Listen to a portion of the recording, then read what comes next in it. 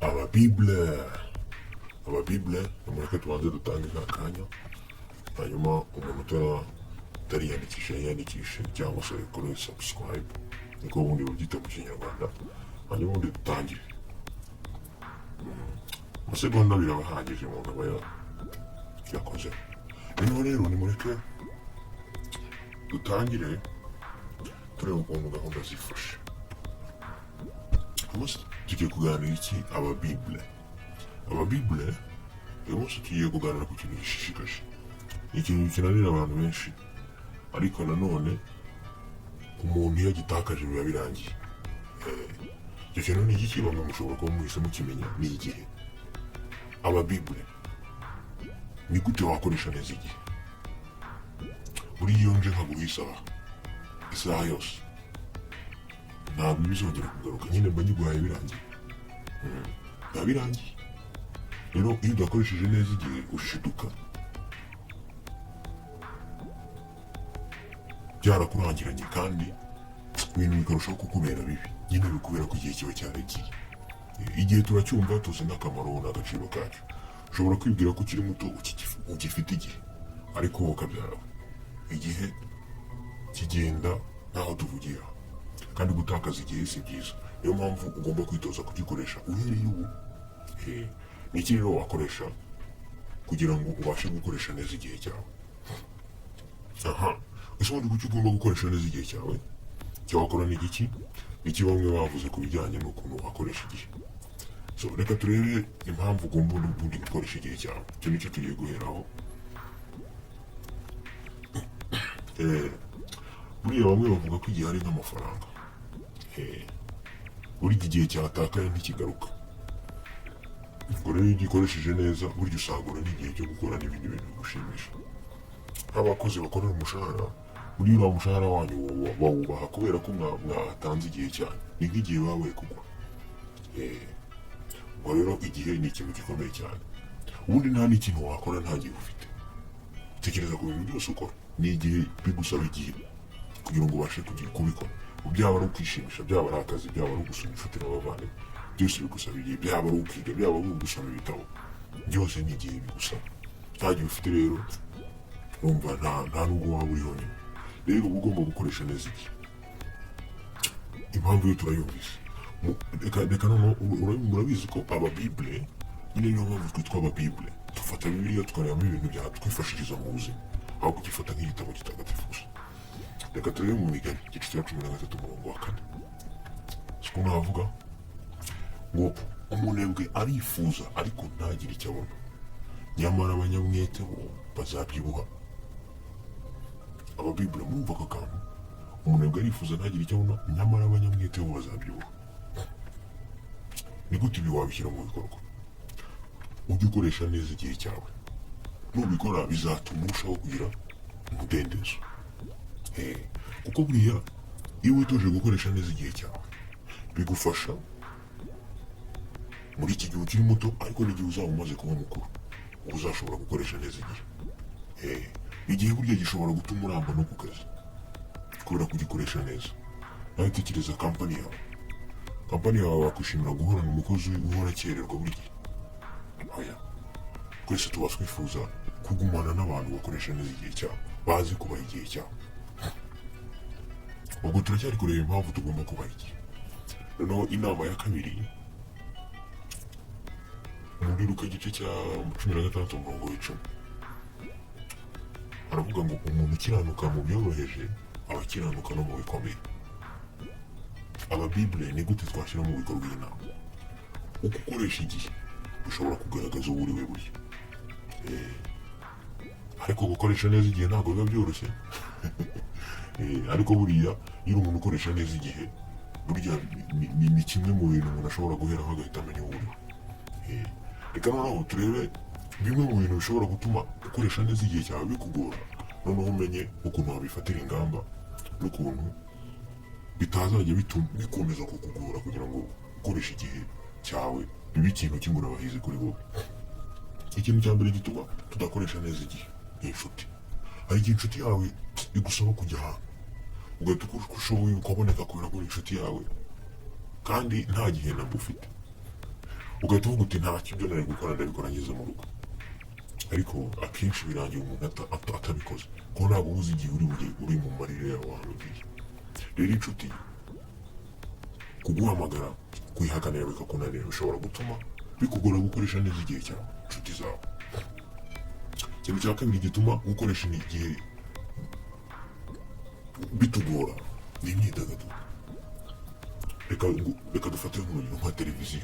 Televiziyo irarangaza pe, iyo ugiyeho ukareba ikiganiro na filime ahubwo uti ibintu se bincika ntibirangije koko, ukaba wicaye isaha imwe ebyiri eshatu enye igihe kiba cyagiye, telefone yifashe ugasikoringa hano hari n'uyifata akayirekura ari uko umuriro umushiranye. So rero urumva imyidagaduro ishobora gutuma tudakoresha neza igihe. Ikintu cya gatatu gishobora gutuma gukoresha igihe bitugora nako ibi byose mvuze rega bitugora. Ikintu cya gatatu ni ukurazika ibintu. Kurazika ibintu ni kwa kundi usobeka ibintu ukavuga ngo nzabikora cyangwa ndaza kubikora. Urugero nk'imikoro yo ku ishuri cyangwa ibindi bintu uba ugomba gukora ukumva wifitiye ubuto ukavuga uti reka kambe ndetse ndaza kuba mbikora, reka mbe nkora kano kantu. Hari igihe rero uwo mwanya umara ku bintu bidafite agaciro ugashiduka igihe cyakurangiranye, imikoro ntuyikore n'ibindi bintu by'ingenzi ntubikore. Ibyo ni ibintu bishobora gutuma gukoresha neza igihe cyacu bitugora. None rero ni iki wakora kugira ngo gukoresha neza igihe cyawe bigushobokere? Inshuti, imyidagaduro no kurazika ibintu ntibitume ukoresha nabi igihe cyawe. Dore ikintu cya mbere wakora, ababibule muribuka ko tuzana bibiliya mu buzima. Hari ihame rigaragara mu Bafilipi igice cya 10:10 haravuga ngo muri ibyo hakubiyemo nko gukoresha mwihangane ngo mumenye neza ibintu by'ingenzi kurusha ibindi. Bafilipi igice cya 10:10. None ni gute ihame ryagufasha mu Bible turi kumwe? Urumva kumenya neza ibintu by'ingenzi kurusha ibindi hakubiyemo no gutoranya ibintu ugomba kubanza mbere y'ibindi. Muri ibyo hakubiyemo nk'imirimo yo mu rugo, imikoro yo ku ishuri ndetse n'ibindi bintu by'ingenzi uba ugomba gukora buri cyumweru. Rero ikintu cyagufasha gushyira mu bikorwa iri hame ni ugukora urutonde rw'iyo mirimo uba ugomba gukora hanyuma ukayikora. Bizagufasha gukoresha neza igihe cyawe. Ubu urangije uvivura. Ikintu cya kabiri cyagufasha gukoresha neza igihe cyawe, Rambura mu Kolosayi 4:5 hari amagambo arimo yanditse ngo mukomeze kugaragaza ubwenge mu byo mugirira abo hanze y'itorero, mwicungurira igihe gikwiriye. Umubibule iri hame warishyira mu bikorwa gute? Jya ukora urutonde rw'imyidagaduro ukunda, ukoresha imbuga nkoranyambaga, kureba televiziyo n'indi myidagaduro n'ukundi kuntu widagadura. Ujye ubyandika hanyuma wandike n'igihe uzajya umara ubikora mu cyumweru. Niba ari isaha imwe, niba ari amasaha abiri, niba ari amasaha angahe, ibyo byandike hanyuma kugira ngo ubone ukuntu ukoresha neza igihe cyawe. Mwabonye ibintu bibiri tumaze kubona. Icya mbere ni ugukora urutonde rw'imirimo ugomba gukora y'ingenzi, nk'imikoro yo ku ishuri, imirimo ugomba gukora buri cyumweru, iyo mu rugo ndetse n'indi n'akazi niba ugafite. Hanyuma icya kabiri tubonye ni ugukora urutonde rw'imyidagaduro ariko ukanashyiraho amasaha uzajya umara ubikora cyangwa iminota cyangwa amasegonda simbizi. Hanyuma icya gatatu cyagufasha gukoresha neza igihe cyawe. Iryo hame rigaragara mu Migani igice cya 21:5 ngo imigambi y'umunyamwete izana inyungu ariko umuntu uhubuka ntazabura gukena.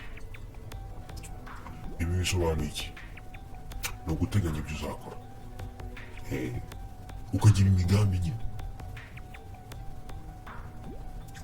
Urumva jya ufata urutonde rw'imirimo ugomba gukora n'urw'imyidagaduro hanyuma wibaza ni ibihe bintu by'ingenzi ngomba gukora kandi nabigeneye igihe gihagije. Ese nshobora kugabanya igihe nageneye imyidagaduro kugira ngo mbone igihe gihagije cyo gukora ibintu by'ingenzi? Bibaye byiza ujye ukora urutonde rw'ibintu uri bukore ku munsi hanyuma icyo urangije ukivivura cyangwa se ugisibe. Ibyo bizagufasha. Murabona ko gahunda ni ukugira gahunda nyine. Gahunda ni ukugira gahunda. Ikintu cya kane cyagufasha gukoresha neza igihe cyawe. Abaroma 12:11. Ntimukaba abanebwe mu byo mukora. Ababibule ni gute mwashyira mu bikorwa iyi nama? Ujye ukora ibyo wiyemeje. Cyangwa se ibyo wiyemeje. Hari igihe biba ngombwa ko wakanira abantu bagutumiye mu birori kugira ngo ushobore gukora ibintu by'ingenzi. Ntabwo ari ngombwa ngo ahantu hose uba uhari buri muntu wese ukubwiye ngo umuhe igihe cyawe ngo ukimuhe. Oya. Ibyo niwiga kuvuga oya bizagufasha kubona igihe gihagije cyo kwidagadura kandi bizarushaho kugushimisha kubera ko wakoze ibintu nyine by'ingenzi. Dukorere ibyo wiyemeje. Iyo ni inama ya kane. Inama ya gatanu igaragara muri mubwiriza igice cya 2:24 ngo nta cyabera umuntu cyiza cyamurutira kurya no kunywa no gutuma ubugingo bwe bubonera ibyiza mu murimo akorana umwete. Umubibure uraha iyi nama yabishyira mu bikorwa gute? Gifata igihe widagadure ariko warangije ibyo ugomba gukora. Warangije ibyo ugomba gukora. Niba wavuye ku kazi, niba wavuye ku ishuri rwose ukaba warangije gukora n'indi mirimo ikureba y'ingenzi, ufata akanya widagadure. Jya ubona imyidagaduro nk'aho ari igihembo cy'uko warangije gukora imirimo yawe, aho kuyibona nk'aho ari ikintu ugomba gukora buri munsi. Ibyo bizagufasha gukoresha neza igihe cyawe. Ababibure izo nama nimuzikoresha zizabafasha. Reka twibukiranye kandi igihe turabizi ko ni igihe nta kindi kintu wagura igihe. Igihe ni impano twahawe n'Imana. Rero uba ugomba kugikoresha neza kugira ngo ubashe kwishimira ubuzima. Kubera ko igihe iyo kigiye biba birangiye. Rero igihe uba ugomba kugikoresha mu buhe buryo? Hari ibintu twabonye bituma tugurwa no gukoresha neza igihe. Inshuti zacu, imyidagaduro no kurazika ibintu ibyo bishobora gutuma tugurwa no gukoresha igihe. Ariko tubonye inama. Iya mbere ni ugukora urutonde rw'imirimo ugomba gukora ariko ya mirimo y'ingenzi.